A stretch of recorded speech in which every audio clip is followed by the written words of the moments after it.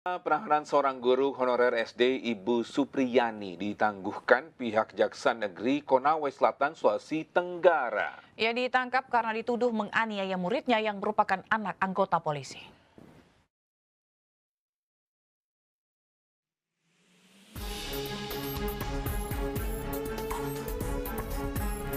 Inilah detik-detik penangkapan Hadi Moseni, warga negara Iran, yang dilakukan petugas Subdit 1 Direktorat Reserse Polda Metro Jaya.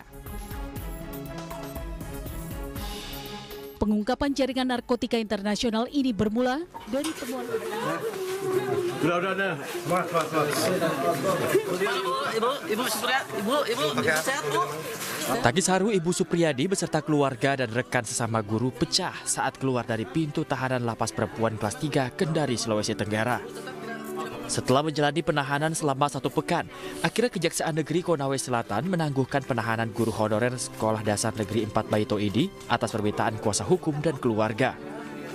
Ibu Supriyadi merasa senang dan mengaku tidak pernah melakukan perbuatan tersebut.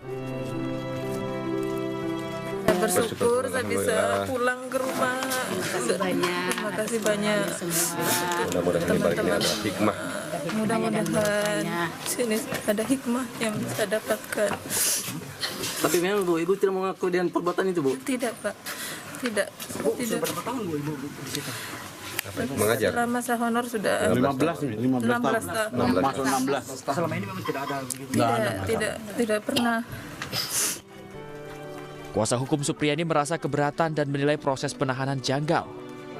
Ia juga meminta agar kasus tersebut bisa dihentikan ataupun lewat proses restoratif justice.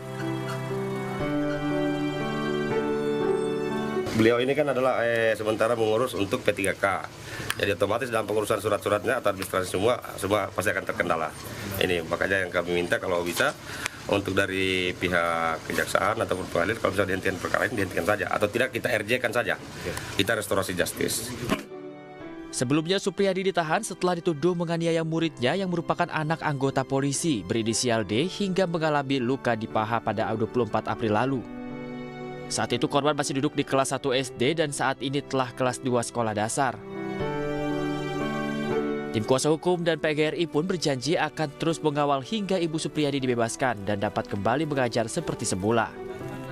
Dari Konawe Selatan, Sulawesi Tenggara, Febriodo Tameng, Anyus melaporkan. Sementara itu, anggota DPR RI Komisi 6 yang juga politisi PDI Perjuangan, Rieke Diah Pitaloka, menyoroti kasus yang menjerat Supriyadi, guru honorer di Konawe Selatan, Sulawesi Tenggara, yang dituduh menganiaya anak polisi. Ya, kita simak bersama pernyataan Rieke Diah Pitaloka berikut ini, pemirsa. Malah minta uang damai 50 juta. Guru honorer suruh bayar 50 juta.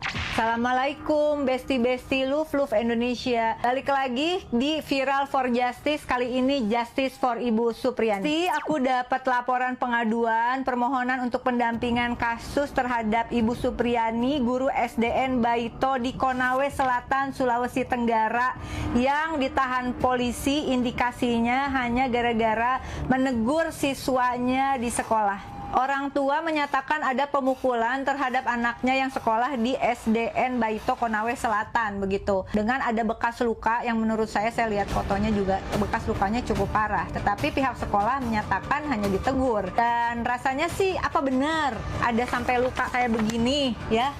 Dan pihak sekolah akhirnya beserta guru terkait datang ke rumahnya untuk meminta maaf dan membicarakan secara baik-baik. Tapi kabarnya ini rilis dari pihak sekolah, orang tua malah minta uang damai 50 juta. Guru honorer suruh bayar 50 juta. Kirain kasusnya udah selesai, nggak taunya kabarnya ini langsung berlanjut dan Bu Supriyani dipanggil sama Polda, dan ketika dipanggil kita cek kebenarannya. Katanya langsung ditahan. Masya Allah, yuk kita kawal kasus ini seadil-adilnya, sejelas-jelasnya. Salam sopan Indonesia. Ya, bisa bagaimana ahli memandang fenomena kasus dugaan kriminalisasi guru ini? Langsung saja kita bahas bersama psikolog forensik Reza Indragiri ya. Selamat siang, Pak Reza. Baik, selamat siang Pak Reza. Bisa mendengar suara kami? Baik, Pak Reza masih belum bisa mendengar suara kami? Baik, sementara kita akan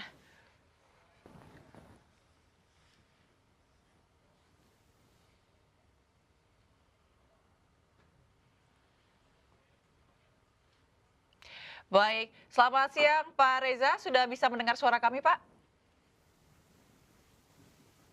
Selamat siang, Mas Reza.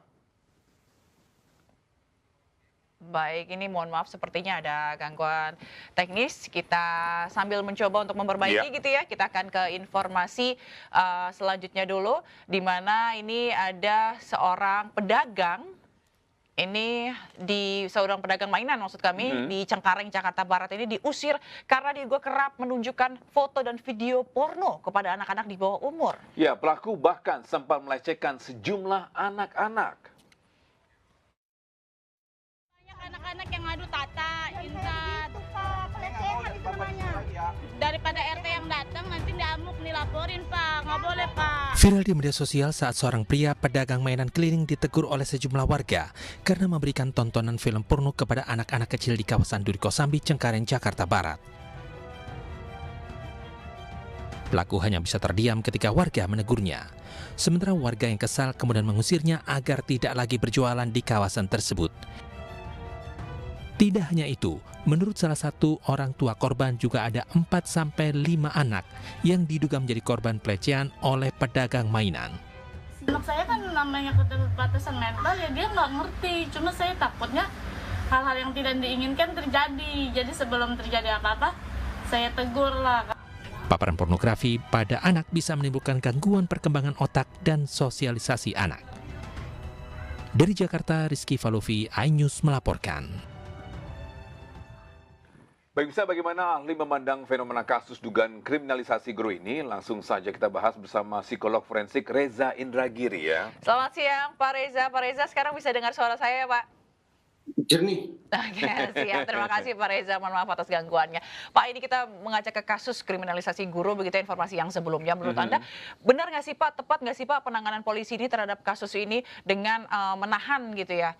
Atau membawanya ke tahanan gitu ke ranah pidana? Sudah barang tentu kita semua harus punya keinsafan yang sama bahwa kita tidak memberikan ruang kompromi bagi tindak kekerasan apapun alasannya. Tapi ketika kemudian sekali lagi anggaplah terjadi kekerasan yang dilakukan oleh guru terhadap muridnya, maka pertanyaannya, apakah serta-merta otoritas penegakan hukum harus memprosesnya dengan mekanisme litigasi? Mulai dari penyelidikan, penyidikan, penuntutan, persidangan, sampai kemudian mengirim terdakwa ke lembaga pemasyarakatan. Haruskah setiap perilaku kekerasan atau tindak kekerasan ditangani dengan cara itu?